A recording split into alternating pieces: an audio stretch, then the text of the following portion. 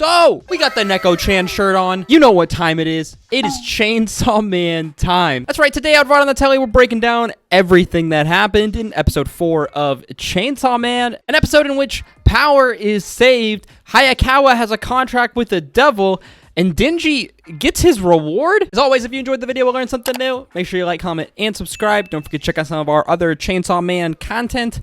And let's just get right into it, shall we? So where we left off on Chainsaw Man, Denji had just gotten tricked by Power to save her cat, Meowie, that was being held hostage by the Bat Devil. Except the table suddenly turned when the Bat Devil eats both Meowie and Power, Denji going full chainsaw, having a huge battle in the city where Denji slays the Bat Devil, and our episode begins. We learn that, surprise, surprise, Power and Meowie are okay. What I tell you guys, if they're in the opening sequence, they're probably not dying within the first couple episodes. That's not even manga spoilers. We're just using anime common sense here. We get some more flashbacks of Power and Meowie kind of understanding Power's relationship with this cat. Power's eaten absolutely everything. This scene made me a little emotional because I have a super attachment to my cats, which I talked about in the last episode. So I fully get Power here, which just makes it really interesting because her first kind of human emotions that she feels as a fiend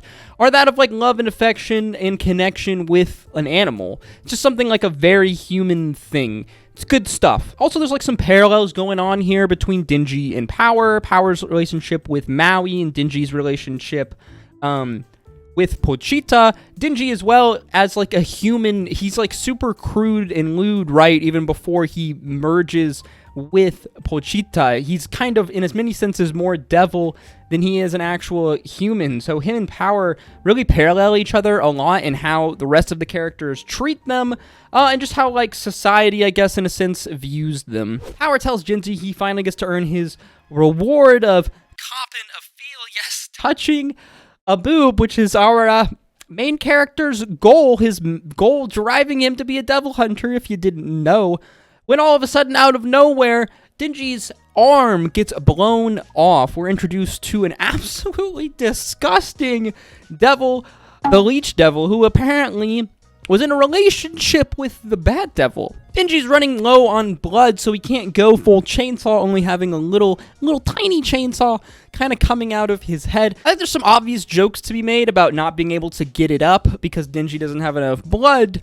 But I mean, those are beneath us, right? It's really fitting that this episode came out a day after Halloween because wow, is this devil disgusting. Denji puts up a good fight. All of a sudden, you think he's going in for the final blow when he's impaled by this devil's tongue. Now it looks like Denji's about to be eaten when Hayakawa and Division 4, the squad, show up. A massive fox devil appearing out of nowhere, eating the Leech Devil. We learn that this is Hayakawa's devil. Hayakawa has made a contract with the fox devil in order to gain power, something that many devil hunters do, obviously, if they don't have other kind of freak powers. It's kind of funny and ironic because Hayakawa, chastises Denji for being part devil and being less than him, yet he does basically the same thing, making a contract with the devil to gain the power. Yeah, it's just kind of funny. Shows a little bit of like the irony there in Hayakawa's dislike of Denji. So yeah, basically a lot of people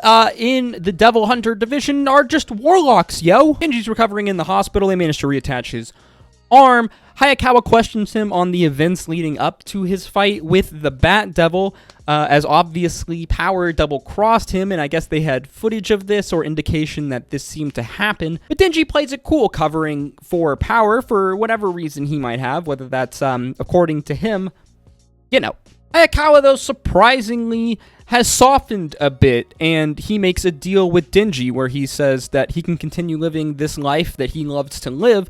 In exchange, he just needs to listen to him. Hayakawa explains there were no casualties or deaths in this incident, and it seems that Hayakawa maybe has softened and maybe likes Denji a little more now as he goes and reports to Makima, and even she seems to comment on it as Hayakawa says that they shouldn't punish them and let it slide, seeing as, well, they killed 2 devils and there were no casualties. We get a fun little scene of Hayakawa's morning routine in his apartment. Hayakawa really giving off some Itachi vibes here as well. He makes a mean pour-over. If you haven't had a pour-over coffee, guys, me as my coffee-loving, obsessive connoisseur, I love a good pour-over. Little side tangent here, but it's funny because Hayakawa's apartment reminded me a lot of my apartment when I lived in Japan, especially his balcony here, my balcony, looked exactly like that. It was just this little balcony. People would go out to smoke all the time because the smoking culture in Japan is much different than here in the States. Basically, everybody smokes, at least where I lived.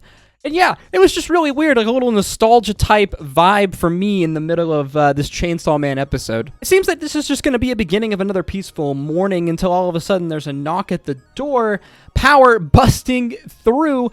Apparently, Makima has said that she is ordered to live now with Denji and Hayakawa. Utter chaos breaks out because, well, I mean, it's power. It's really funny comparing the calmness of the morning, even considering that Denji has now moved in with Hayakawa, and Hayakawa seems kind of used to it by now.